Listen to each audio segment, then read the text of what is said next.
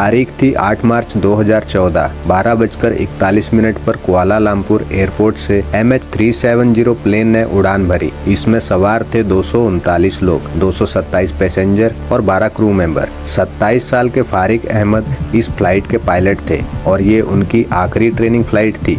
इसके बाद वे बनने वाले थे पुलिस सर्टिफाइड पायलट। उनके साथ मौजूद थे 53 साल के pilot in command Zaharie Ahmad Shah. उन्हें मलेशियन एयरलाइंस में सबसे सीनियर कैप्टन में से एक गिना जाता था। प्लेन को 6 घंटे का सफर तय करते हुए सुबह 6:30 बजे चीन की राजधानी बीजिंग एयरपोर्ट पहुंचना था। टेक ऑफ के दौरान प्लेन में करीब 49,100 किलो फ्यूल मौजूद था, जो 7 से 8 घंटे की उड़ान के लिए काफी होता है। दूसरी तरफ मौसम भी बिल्कुल साफ था, सब कुछ ठीक चल रहा था। प्लेन को टेक ऑफ किए 38 मिनट हो चुके थे।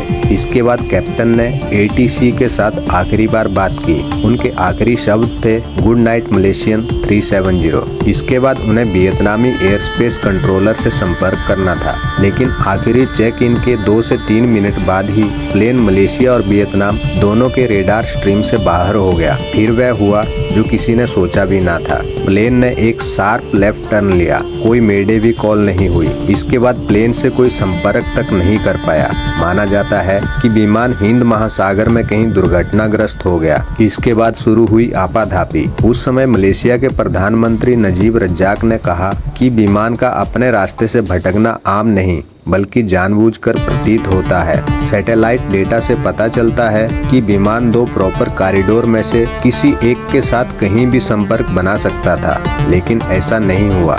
17 मार्च 2014 को ऑस्ट्रेलियाई समुद्री सुरक्षा प्राधिकरण ने दक्षिणी हिंद महासागर में MH370 की खोज के कोऑर्डिनेशन की जिम्मेदारी संभाली। 22 सैन्य विमानों और 8 देशों के 19 जहाजों की प्रारंभिक खोज ने 4.6 मिलियन वर्ग किलोमीटर से अधिक की दूरी तय की। इस खोज में और भी देश जुड़ते गए, फंड जारी किए गए, खोज का दायरा बढ़ाया गया, लेकिन ब्लैक बॉक्स तक हासिल न हुआ। दुनिया के सबसे बड़े सर्च अभियान में 30 से ज्यादा देशों ने भाग लिया, जिस पर लगभग $200 मिलियन खर्चे गए। विमान के गायब होने के 3 साल बाद 2017 में तलाशी अभियान को आधिकारिक तौर पर बंद कर दिया गया। विमान तो नहीं मिला, पर इसके टुकड़े मिलने के दावे जरूर किए जाते रहे। मॉरिशस, मेडागास्कर, तंजानिया और दक्षिण अफ्रीका में समुद्र से विमान का मलबा मिलने का दावा किया गया। मेडागास्कर के एक मछुआरे के घर पर लैंडिंग गियर दरवाजा मिला था। विशेषज्ञों के मुताबिक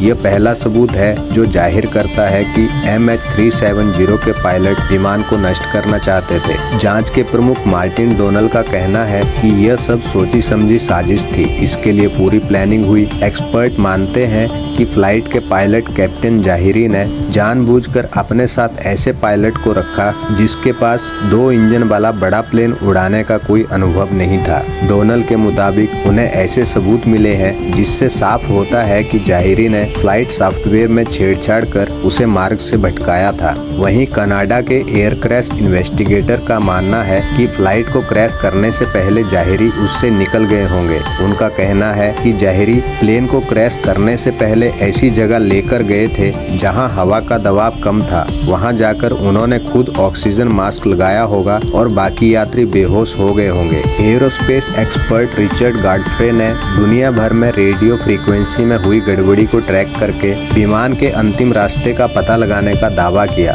उन्होंने बताया कि समुद्र के ऊपर 360 डिग्री मोड़ सहित विमान के मार्ग में असामान्य पैटर्न पाए गए। पायलट ने जानबूझकर विमान को बंद कर दिया होगा। गॉडफ्रे का दावा है कि विमान ने उड़ान के 3 घंटे में एक असामान्य होल्डिंग पैटर्न में प्रवेश किया जो लगभग 20 मिनट तक चला। ऑस्ट्रेलिया के पूर्व प्रधानमंत्री टोनी अवार्ड का भी यही मानना था। उनका कहना था कि विमान के कप्तान के आत्मघाती कदम के कारण ऐसा हुआ। विमान के गायब होने से जुड़ी कई पहेलियां भी हैं। एक तो यह कि उड़ता हुआ विमान दूसरे उड़ते हुए विमान की आड़ में छुप गया। इसी पहेली ने खोज को और भी भटका दिया। तकनीक की भाषा में इसे सिंगल ब्लिप कहा जाता है। आशंका है कि मलेशिया का बोइंग विमान उस रोज कुछ इसी तरह से पूरी दुनिया की नजर से बचाकर किसी सीक्रेट जगह पर ले जाया गया हो। एक रिपोर्ट में तो दावा किया गया कि जांचकर्ताओं को अहम फ्लाइट डेटा मिला। इससे पता चला कि एयरक्राफ्ट अंतिम समय तक पायलट के कंट्रोल में था। इस तथ्य के सामने आने के बाद से इस बात की आशंका गहरा गई कि पायलट ने आत्मघाती कदम उठाते हुए विमान को समुद्र में गिरा दिया। एक और रिपोर्ट में यह भी दावा किया गया कि पायलट ने व्यक्तिगत समस्याओं के कारण सामूहिक हत्या की योजना बनाई। कुछ भी हो, हादसे के इतने साल बाद भी कोई पुख्ता सबूत हाथ नहीं लगे, सिर्फ पायलटों की मंशा पर सवाल उठते रहे। दोस्तों, वीडियो अच्छा लगा हो तो वीडियो को लाइक करें और चैनल को सब्सक्राइब करें। मिलते हैं अगले वीडियो में एक नई जानकारी के साथ।